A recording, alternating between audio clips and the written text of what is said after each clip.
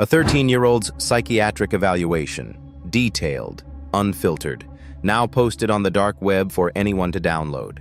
Her school district paid the ransom, $3.5 million, and the hackers leaked everything anyway. This happened to over 9,000 schools last year alone. Today, you're going to learn exactly how ransomware gangs turned America's schools into their personal ATM machines, why your child's most sensitive information is probably already compromised, and the specific steps you can take right now to protect your family. I've spent years tracking these incidents, and what I'm about to show you isn't some distant corporate breach. This is happening in your neighborhood. Let's start with what happened in Minneapolis. March 2023. Minneapolis Public Schools, one of the largest districts in Minnesota, gets hit by a ransomware gang called Medusa.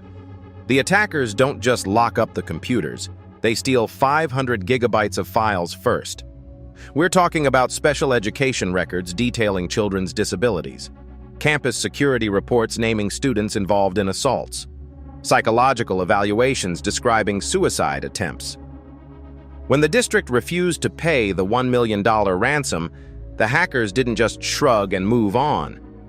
They uploaded everything to the dark web and sent links directly to parents, essentially saying, "Look what your school didn't protect." But here's what made this attack different from a typical corporate breach. These weren't customer credit cards or employee social security numbers. These were the most intimate details of children's lives, records that will follow them forever. And Minneapolis was just the beginning. Within 18 months, a group called Rhysida launched coordinated attacks on over 9,000 schools nationwide. They had perfected the playbook. You might be wondering, why schools? Why not banks or tech companies with deeper pockets? The answer is almost embarrassingly simple. Schools are easy. A 2025 survey found that 85% of school districts are running at least one critical system on outdated, unpatched software. Many schools still use Windows 7, which Microsoft stopped supporting years ago. Budget is part of it, sure. The average school district IT team has 3 people responsible for thousands of devices. But there's something darker at play. Schools hold data that's uniquely valuable. Think about what's in your child's school file: social security number, home address, family income for free lunch programs, medical conditions, behavioral incidents, learning disabilities, immigration status for some families. This data sells for premium prices because it can be used for identity theft, extortion, and fraud for decades. A child's social security number is worth more than an adult's because it's clean. No credit history to trigger fraud alerts. Criminals can use it for years before anyone notices.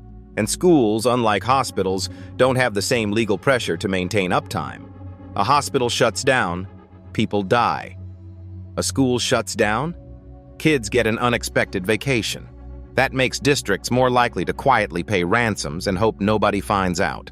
Let's talk numbers, because this is where it gets truly disturbing. In 2024 and 2025 combined, U.S. school districts paid an estimated $40 million in ransoms.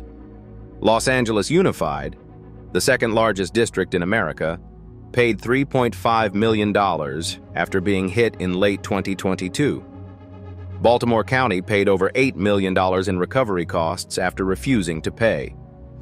The attacks forced schools closed for an average of 14 days. Do the math. That's thousands of students missing instruction, parents scrambling for childcare, and teachers losing prep time. And here's the kicker that should make your blood boil. Paying the ransom doesn't work. Research shows that 80% of organizations that pay get attacked again within a year. And in the Minneapolis case, in the LA case, in dozens of others, the data was leaked anyway. The criminals take your money and publish your children's records. Why? Because once data is stolen, they can sell it multiple times. The ransom is just the first revenue stream. Your child's psychiatric evaluation might be sold to identity thieves, then to blackmailers, then to foreign intelligence services building profiles on American citizens. Since 2023, an estimated 45 million individual student records have been exposed. That's not a typo. 45 million children whose most private information is circulating in criminal marketplaces right now. There's a human cost here that goes beyond statistics. After the Minneapolis breach, families received calls from strangers referencing their children's mental health records. One mother told reporters that her son, whose therapy notes were leaked, refused to return to school. He was 11. Districts have faced lawsuits, but the legal landscape is murky. Unlike healthcare organizations bound by HIPAA, schools operate under FERPA, a law written in 1974, before the internet existed. Penalties are weak, enforcement is rare, and most families never even get notified that their data was stolen. I spoke with a school IT director, I won't name the district, who told me he begged his superintendent for security funding for 3 years. After the attack, they suddenly found the money. But by then, records on 12,000 students were already on the dark web. The psychological impact on staff is real too. Teachers and counselors who wrote those private evaluations, trying to help struggling kids, now know those words are being read by criminals worldwide. If you want to understand how hackers actually break into these systems, the specific techniques they use, and how phishing emails fool even tech-savvy teachers, I broke that down completely in this video right here. It'll change how you look at every email you receive. All right, let's get practical. Whether you're a parent, teacher, or administrator, here's what you can actually do. First, for parents, submit a formal records request to your district asking what data they store on your child. Under FERPA, they must respond within 45 days. Specifically ask about psychological evaluations, disciplinary records, and family financial information. You might be shocked what's there. Second, freeze your child's credit immediately. Go to each of the 3 bureaus, Equifax, TransUnion, and Experian, and request a minor credit freeze. It's free, takes about 10 minutes per bureau, and prevents criminals from opening accounts in your child's name. Do this today. Third, use a dedicated email for school communications.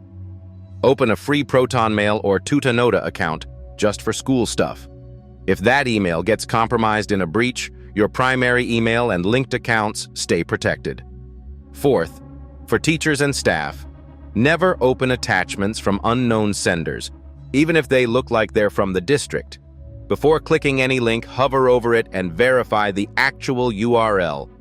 If an email asks you to log in somewhere, navigate to that site manually instead of clicking the link. Fifth, if you're a school administrator watching this, mandate multi-factor authentication on every system, especially email. Budget for annual security audits. Create an incident response plan before you need it. The districts that recovered fastest had plans in place. Finally, everyone should Google your school district name plus data breach right now. You might discover your family's data was exposed months ago and nobody told you. Here's what I want you to remember. Your child's digital footprint started the day you enrolled them in school, and protecting it is now your responsibility because schools have proven they can't do it alone. The ransom economy targeting education isn't slowing down. It's accelerating. In 2026, we're seeing more attacks, higher demands, and more data leaked than ever before. But you're not powerless. The steps I just gave you take less than an hour and could save your family years of identity theft headaches. I want to hear from you. Has your school district been hit by a cyber attack? What happened and how did they handle it? Drop a comment below. I read every single one, and I'm building a database of these incidents to help families nationwide understand the true scope of this crisis. Your experience might help another parent protect their kid.